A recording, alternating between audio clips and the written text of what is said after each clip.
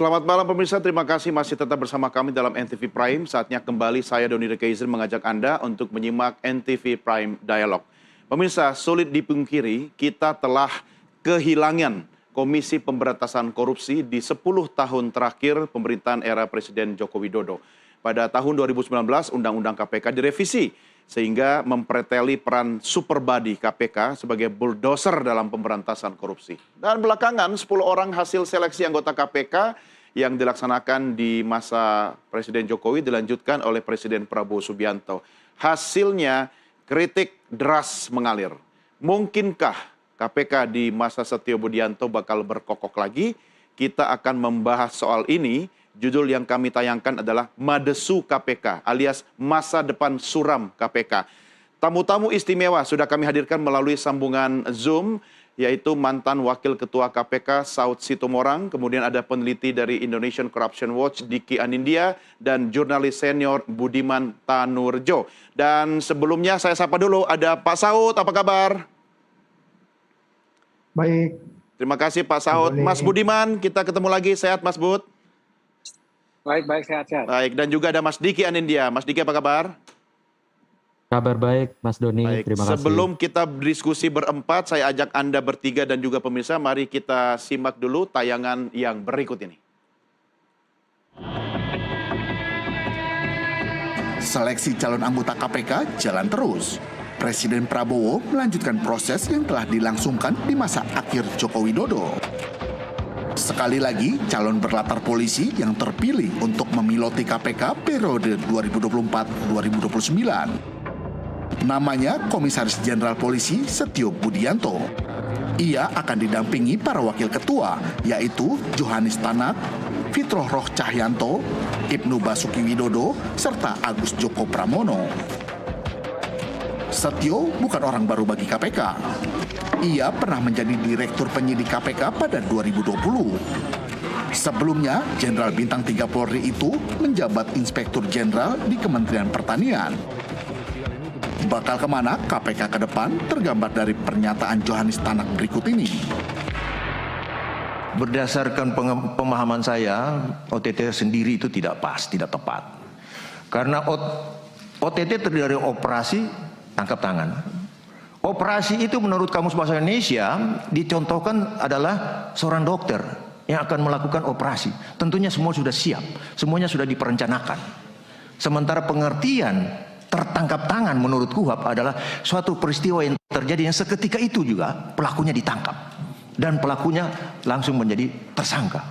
Terus kalau seketika pelaku itu melakukan perbuatan dan tangkap, tentunya tidak ada perencanaan. Nah, kalau ada satu perencanaan, operasi itu satu terencana, satu dikatakan suatu peristiwa yang terjadi seketika itu ditangkap, ini suatu tumpang tindih, itu suatu tidak tepat.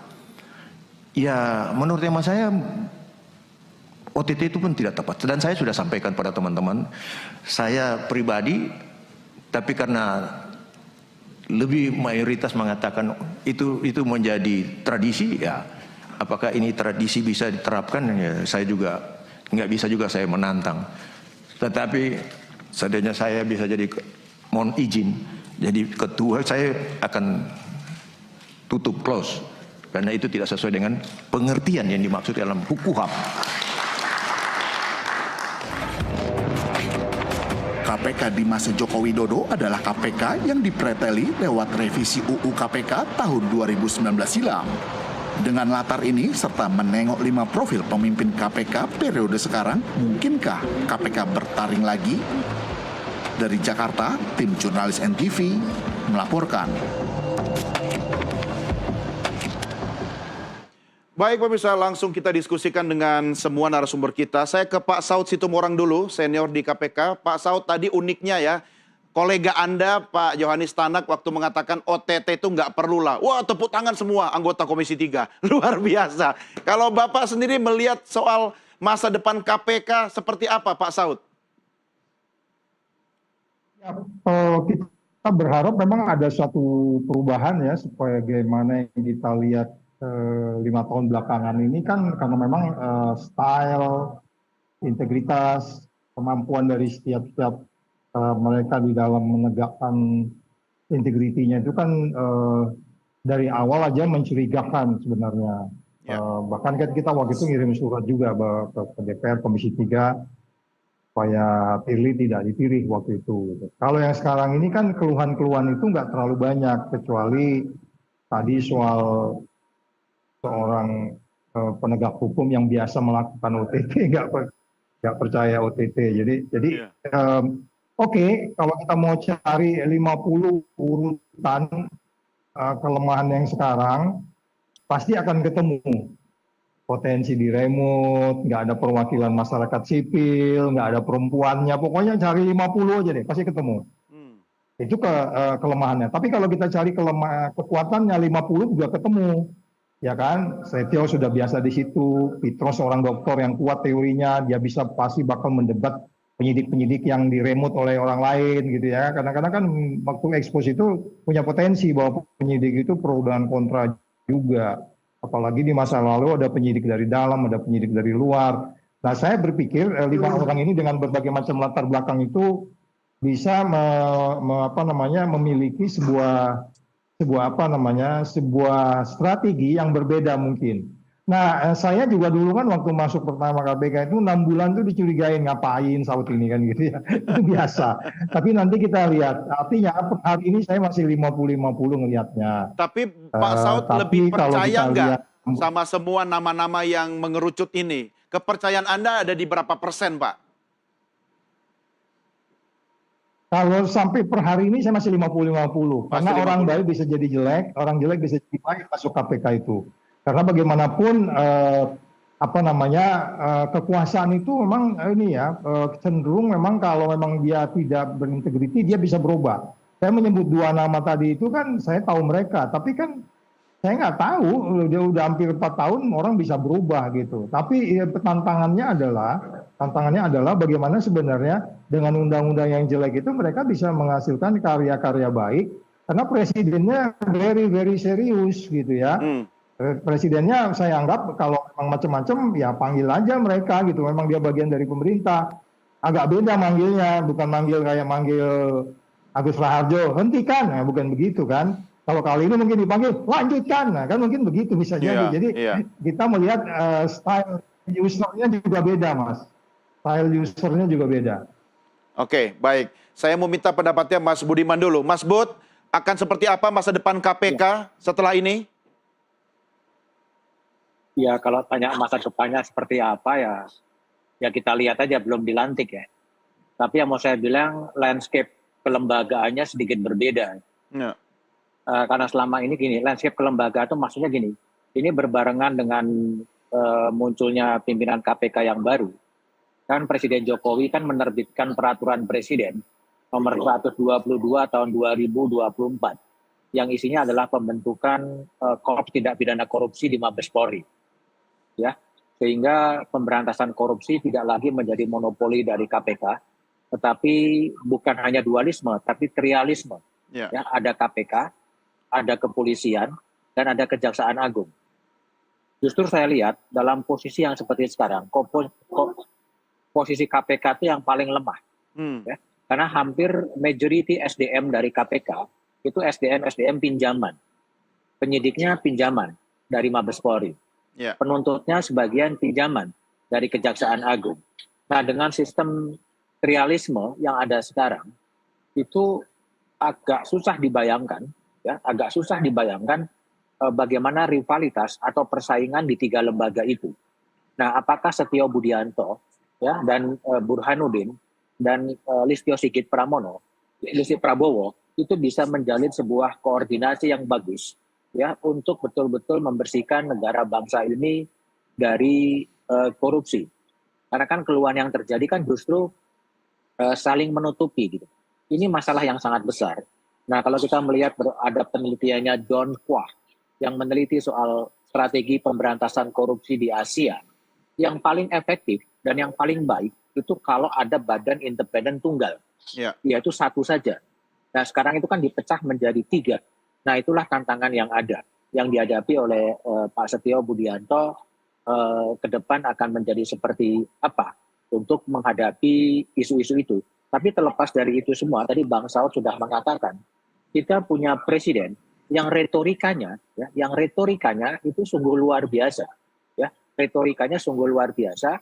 Kita mencatat yang pertama adalah akan mengejar koruptor itu sampai Antartika, disediakan pasukan khusus untuk mengejar koruptor sampai Antartika. Lalu kemudian mengingatkan kepada para menteri, ya, para menteri untuk tidak nyolong, ya, uang-uang APBN, itu juga luar biasa. Dan yang ketiga, kita meminta kepada para menterinya yang tidak sejalan dengan pemerintahnya Pak Prabowo ingin membentuk pemerintahan yang bersih, silakan minggir.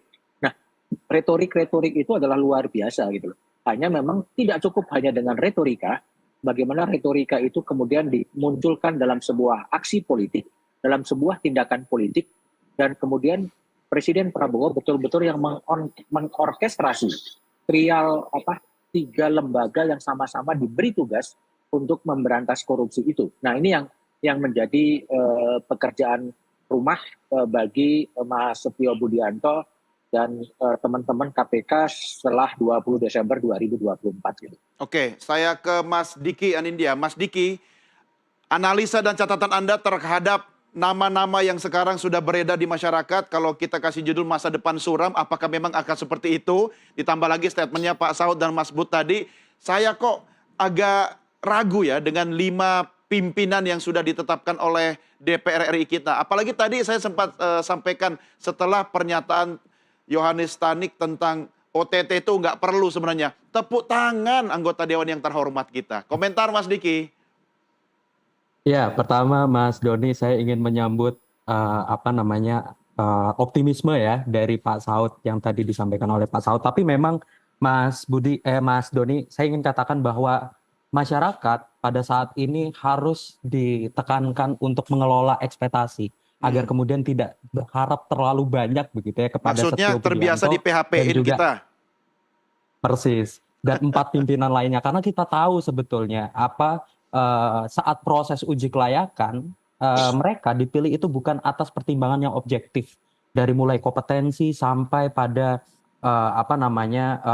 rekam jejak begitu ya, melainkan mereka dipilih karena selera subjektif dari anggota Komisi 3 DPR RI.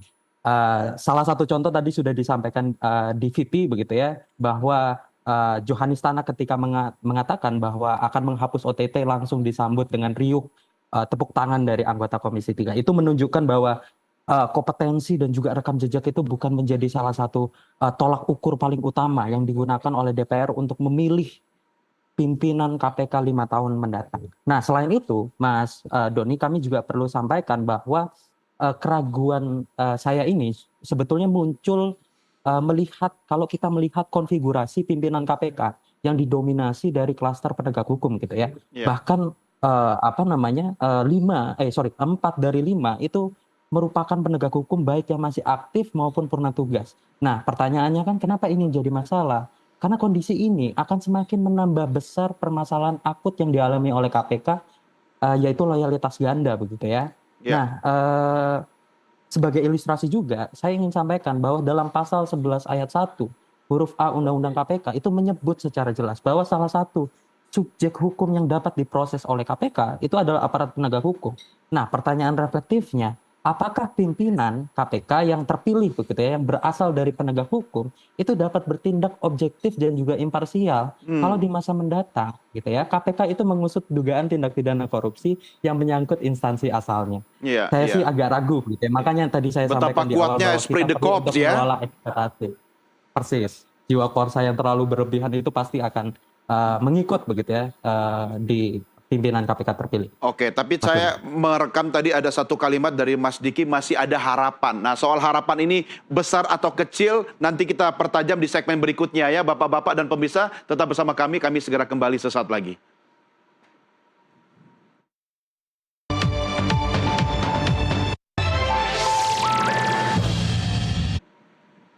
Ya pemirsa, ini dia nama-nama pimpinan KPK hasil ketok palu dari DPR RI. Mari sama-sama kita lihat grafis yang berikut ini.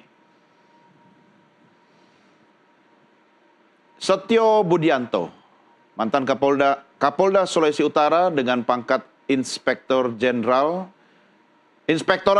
di Kementerian Pertanian maksud saya. Kemudian yang kedua adalah Fitro Hayantro Cahyanto, Direktur Penuntutan di KPK, kemudian tim Jaksa KPK juga, dan JPU di Kejaksaan Agung. Yang berikutnya kita lihat ada nama pimpinan KPK terpilih. Ibnu Basuki Widodo, yang sebelumnya adalah Hakim Pengadilan Tinggi Manado, kemudian Hakim Pengadilan Negeri Jakarta Pusat, dan juga Humas di Pengadilan Tipikor Jakarta. Kemudian Johanis Tanak, yang tadi sempat tayangannya kita saksikan, adalah mantan Wakil Ketua KPK, Direktur Tata Usaha Negara Kejaksaan Agung, dan juga Kepala Kejaksaan Tinggi Provinsi Jambi. Dan satu lagi kita lihat, yaitu Agus Joko Pramono, Wakil Ketua BPK periode 2019 hingga 2023, Komite Penasihat Pemeriksa Independen, Inisiatif Pengembangan Intosai, dan juga anggota BPK 2013-2019. Mas Budiman, tadi statement Anda ada 3 lembaga yang istilahnya rebutan. Bukankah sebenarnya dengan 3 lembaga kekuatannya makin tambah, jadi triple power? Apa yang Anda ragukan? Yang diragukan itu ya persaingan gitu kan, untuk memberantas korupsi, tapi pada prakteknya kemudian sikut-sikutan. Sehingga dalam bayangan saya, memang harus ada semacam undang-undang tipikor ini diomnibuskan, ya, dibikin sebuah penataan undang-undang. Siapa mengerjakan apa? Kalau kita lihat ya dari fakta-fakta empirik yang ada 2 orang capim KPK yang itu mendapatkan support 48, ya. 48 suara dan 48 anggota Komisi 3 DPR. Tadi yang Don sebut, Yohanes Tanak itu mau meniadakan OTT, dia disambut meriah oleh tepuk tangan dan ditunjukkan dengan kuantitas 48 orang. Ya. Itu menunjukkan bahwa orientasi dari anggota DPR itu bukan lagi kepada penindakan. Artinya akan mengarah kepada pencegahan, ya, kepada pencegahan. Nah, dan ini kan sebetulnya bukan sesuatu yang baru.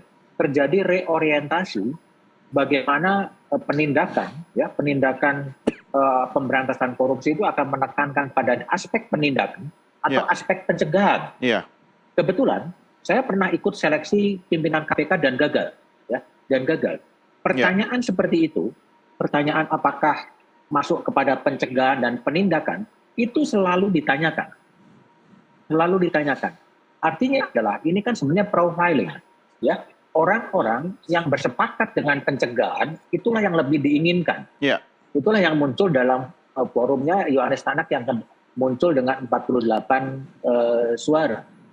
Yang saya khawatir sebetulnya, selain ini ada proksi dari komandan-komandannya, yang saya khawatirkan adalah proksi dari kekuatan luar, ya, kekuatan luar masuk ke KPK. Kekuatan siapa itu, Mas Bud? Menggunakan berbagai cara untuk, ya, kekuatan luar yang saya tidak bisa sebut, ya, tidak bisa sebut, ya, kekuatan luar yang tidak bisa sebut yang masuk ke KPK untuk mengamankan berbagai kasus yang berpotensi muncul di kemudian hari. Kekuatan dari para koruptor begitu ya? Saya lihat bisa saja. Ini kan jelas lah. Kita lihat peta, ya, peta kemunculan suara itu kan mirip ya. Mirip semuanya 48, 45, 33 juga. Itu kan polanya mirip gitu. Dan apakah itu anggota DPR ini based on hati nurani?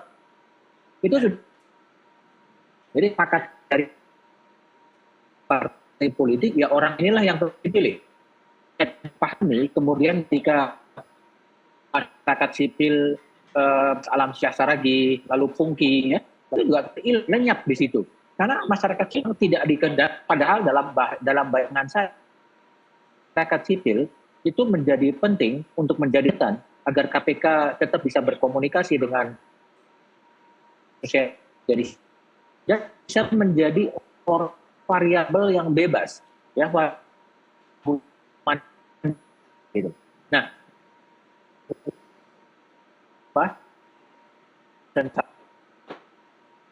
ya, oke. Ya, baik, Mas Bud. Siap. Ini sudah menjadi fakta politik. Itu semua gitu, dengan cara-cara akan kita cerah. Ya, oke. Bagian terakhir tadi agak sedikit terputus-putus, tapi saya bisa menangkap maksudnya. Mas Bud, tahan dulu sebentar ya. Ada pertanyaan yang akan saya sampaikan nanti sebelum kita berpisah. Tapi saya akan balik dulu ke Pak Saud. Pak Saud, kenapa KPK itu jadi letoy, lemah, letih, lesu, bahkan sudah ompong, dipretelin pula, ya sejak era Presiden Jokowi, ditambah lagi indeks korupsi kita memang sedang anjlok. Apakah Anda masih confident bahwa KPK kita itu di bawah kepemimpinan para pimpinan yang baru ini akan bisa menunjukkan taringnya lagi, Pak Saud? Ya, pertama harus diakui usernya mereka itu jelas itu dia eksekutif ya, yang stylenya sangat berbeda dengan periode sebelumnya.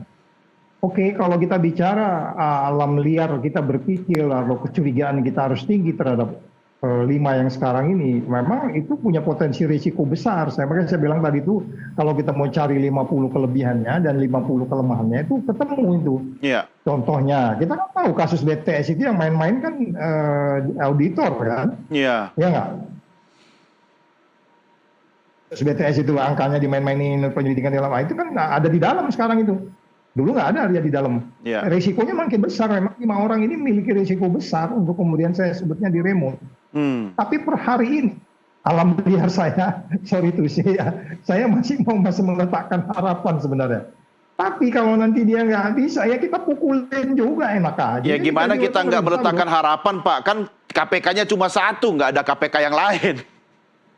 Ya itu makanya saya bilang, jadi kembali lagi kalau kita ketemu 50 kelebihan, 50 kelemahan itu akan ada. Dan itu artinya risikonya besar. Tetapi karena memang beberapa diantaranya, bahkan saya heart to heart mengerti orang itu, aku masih meletakkan optimismenya. Tapi kan orang berubah, bisa berubah. Oh ini kok berbeda ya, kalau kemarin dia setiap paparan tuh teori-teori keluar, meyakinkan penyidik, oke, saya akan tuntut dia. Sebagai penuntut dia bisa, tapi bisa jadi nanti berubah.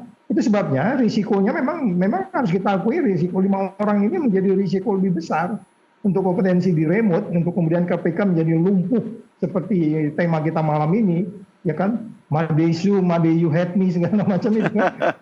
Cuma Pak Saud, kalau kita memang harus percaya pada KPK, kita pisahkan misalnya kepercayaan pada institusi KPK, kita harapkan dia memiliki kekuatan super body lagi seperti dulu. Belum lagi regulasi aturan mainnya. Plus dengan melihat nama-nama pimpinan KPK sekarang, kalau saya pinjam statement Anda tadi, 50 dosa, 50 amalnya misalnya gitu kan. Lah ini kok agak susah ya untuk kita menaruh harapan kepada KPK yang sekarang ini. Gimana Pak Saud? Iya, makanya saya selalu mengatakan, itu sejalan juga yang disampaikan Mas BDM tadi, retorika yang disampaikan oleh Presiden kita itu memang dia harus mewujudkan. Tapi kalau dia mau lebih smart lagi, udah diperpukan aja, gua kembali ini KPK ke sebelumnya. Biar yang Komisi 3 itu ngikut Presiden kok semua, siapa bilang nggak? Ngikut mereka. Jadi makanya kita berharap sampai per hari ini kita masih percaya retorika itu jalan. Tapi kalau mau keren lagi, ya bikin perpu. Loh, kok perpu? Kan syaratnya darurat. Iya, darurat ya. Orang indeks persepsi korupsi 34 nggak darurat. Sementara Presiden punya mimpi pertumbuhan ekonomi 80%, itu kan indeks persepsi korupsi regresi linearnya harus 60 gitu ya kan. Yeah. Supaya kita bisa mencari yang kita bilang lompat dari medium income trap-nya Sri Mulyani gitu. Yeah. Dan itu semuanya kan persoalannya di korupsi, mulai dari tambang, pajak, mineral, semua itu persoalannya uang besar itu ada di triliun-triliunin yang harus diawasi oleh KPK. Jadi sekali lagi kalau di KPK ini ritmenya, strateginya, sistemnya dan seterusnya itu sangat tergantung besar kepada Presiden kita. Harus kita yakini itu karena dia sudah bagian dari pemerintah. Dan dia bisa manggil, lakukan ini ya. Atau dia nggak usah pun bicara seperti itu, dengan dia bilang mengejar ke Antartika aja, itu strong signal kepada semua KPK, kejar sampai ke ujung semut pun sekalipun. Itu yang mereka harus jabarkan, nggak perlu diajarin lagi gitu. Tapi kalau dia nggak bisa menafsirkan itu, bahkan memakai teori lama, bahkan diremot sama institusi asalnya, ya jelas Madesu. Iya, oke. Tahan dulu. Sebelum ke Mas Diki, saya balik dulu ke Mas Budiman. Ada yang menarik, karena saya ingat bincang-bincang saya dengan Mas Bud beberapa waktu lalu soal kondisi KPK sekarang kita, ya memang madesu sih. Tapi Mas Bud, sejujurnya ya, kata orang Jaksel ya, jujurly sekarang ini, kenapa itu KPK dikondisikan seperti itu? Kalau kita mau bicara penguatan KPK, harusnya kan Pak Prabowo tidak meneruskan calon pimpinan nama-nama yang diajukan di era Presiden Joko Widodo. Tapi kenapa kok Presiden Prabowo yang mengatakan dengan retoriknya yang sangat tegas itu, ku kejar sampai di Antartika? Why, Mas Bud?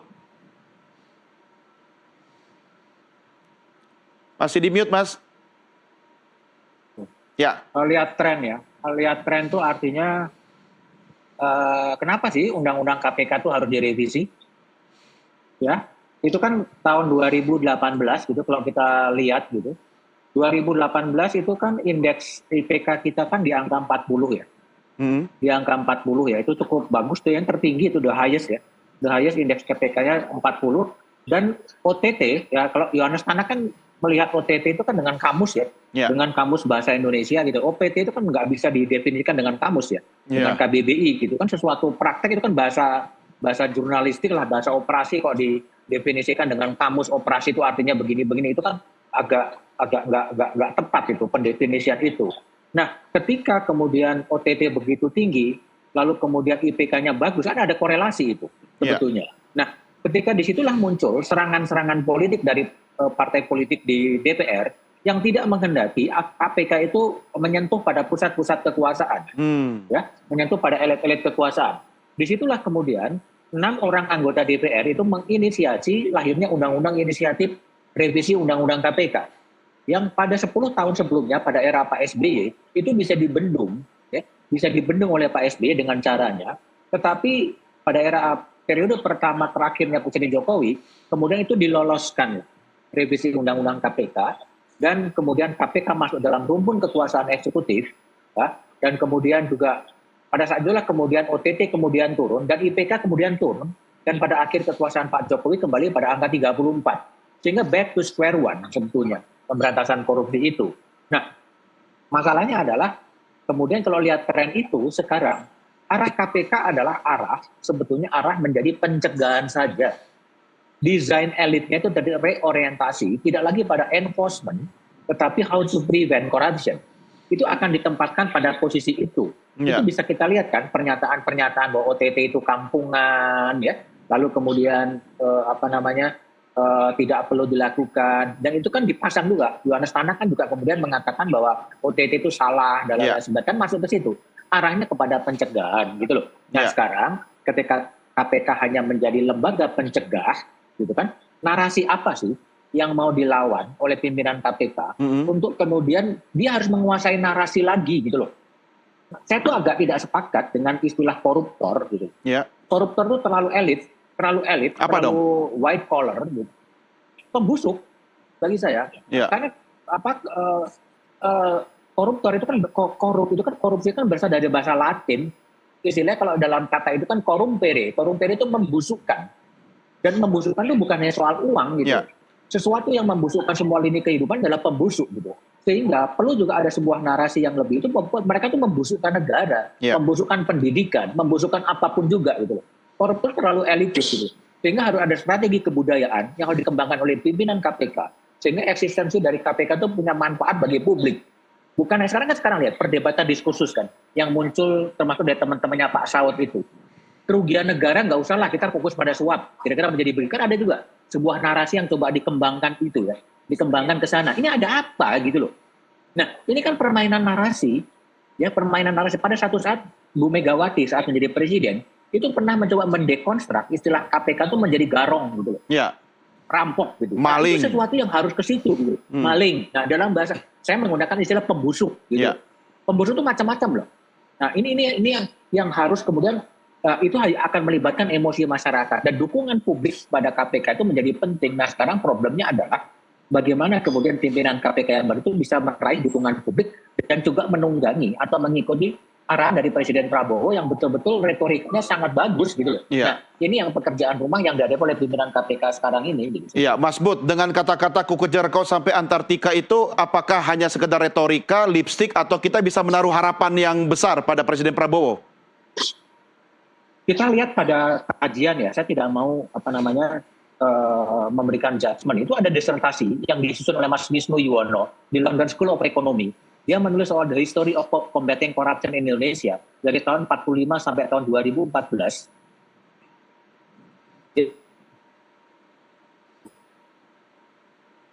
Ya. Itu memulai sebuah retorika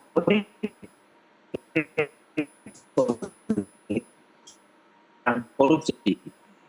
Akhir dari disertasi itu nggak dilaksanakan gitu. Nah itu. Nah saya yakin Pak Prabowo tidak akan begitu. Sehingga tadi itu oleh membentuk mengeluarkan peraturan pemerintah pengganti undang-undang mengembalikan KPK yang kembali pada versa.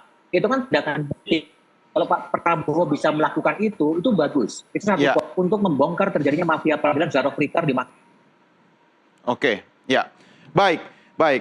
Ini juga sekaligus mengakhiri diskusi saya dengan Budiman Tanurjo, Mas Bud, yang akan melanjutkan kegiatan lainnya. Tapi dengan Pak Saud dan Mas Diki, saya masih akan terus berdiskusi. Saya kembali ke Mas Diki.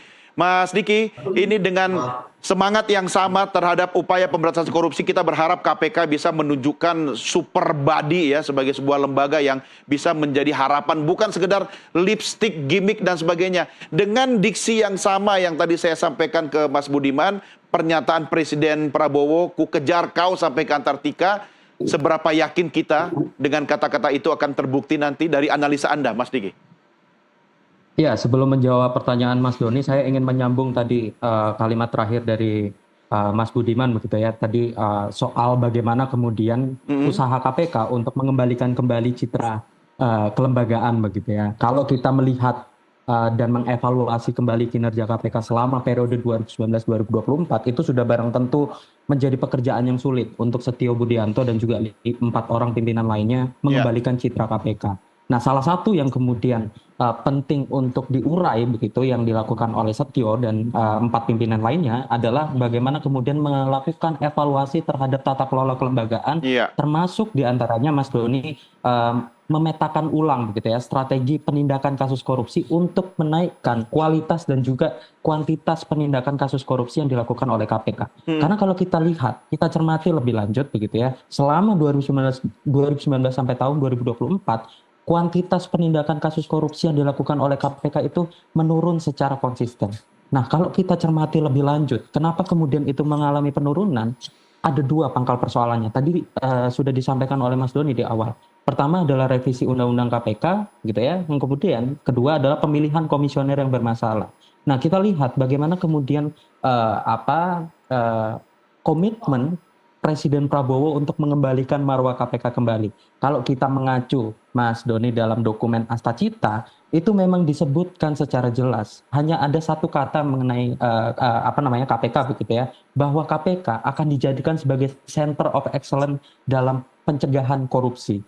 Nah, ini kan kalau kita menyambung pada saat proses pemilihan pimpinan KPK yang kemarin begitu ya, di mana pertanyaan-pertanyaan yang kemudian banyak muncul itu adalah melihat bagaimana perspektif setiap kandidat mengenai OTT dan kemudian justru yang menolak OTT lah yang dipilih. Saya kira ke depan masa depan KPK hanya akan bekerja dari sektor pencegahan. Nah, pertanyaan lebih lanjutnya adalah apa yang kemudian dilakukan selama periode 2019-2024 lalu kerja KPK di sektor pencegahan. Ada beberapa program sebetulnya yang dimiliki oleh KPK, misalnya sistem integritas partai politik, berintegritas, politik cerdas berintegritas. Kemudian di sektor sumber daya alam punya gerakan nasional penyelamatan sumber daya alam. Semuanya ini lebih banyak kalau ya kita bicara sumber daya alam gitu ya. Tadi disinggung Pak Saud begitu. Sektor pencegahan di sektor sumber daya alam. Kalau kita mencari pencarian di Google gitu ya terkait dengan kinerja GNPSDA itu terakhir kali ditemukan tahun 2018, Mas Doni, pada zamannya Pak Saud begitu ya. Praktis sebetulnya 2019 sampai 2024 tidak pernah ada terdengar kinerja pencegahan di sektor sumber daya alam yang mana kita tahu bahwa itu merupakan salah satu sektor yang paling rawan terjadi tindak pidana korupsi. Jadi saya belum bisa menakar, kalaupun penindakan bukan menjadi fokus utama, pencegahan pun belum efektif gitu dilakukan oleh KPK, Mas Ya, Diki. oke. Itu di sektor tadi itu yang paling banyak maling dan garongnya ya, Mas Diki ya. Oke, Yes. Mas Budiman masih bersama kita. Tadi bagian terakhir agak terputus-putus. Mas Bud, sekaligus ya sepertinya nge-freeze lagi. Mas Budiman. Oke, satu kata saya pengen dengar dari Mas Budiman soal keyakinan dan optimisme kita pada KPK dengan pimpinan yang baru sekarang ini. Apa yang bisa Anda sampaikan, Mas Bud? Ya harus ada tindakan yang lebih konkret ya. Dan itu diawali oleh Pak Presiden gitu loh. Ya.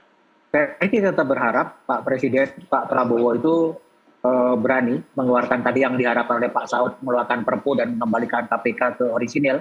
Dan yang kedua adalah Pak Presiden memanfaatkan kasus mafia peradilan Syarif Rikar dengan membentuk tim gabungan pencari fakta. Syarif tidak hanya mengatakan lupa uangnya dari mana, lupa uangnya dari. Itu kan agak amnesianya terlalu kebangetan ya. Nah kalau ada tim gabungan pencari fakta di situ, itulah jadi berbicara soal KPK. Tetapi kita mau bikin ekosistem peradilan soal korupsi. Dan itu maksudnya adalah dalam Syarif Rikar. Nah ini ya kita mencari itu buat tapi dia Pak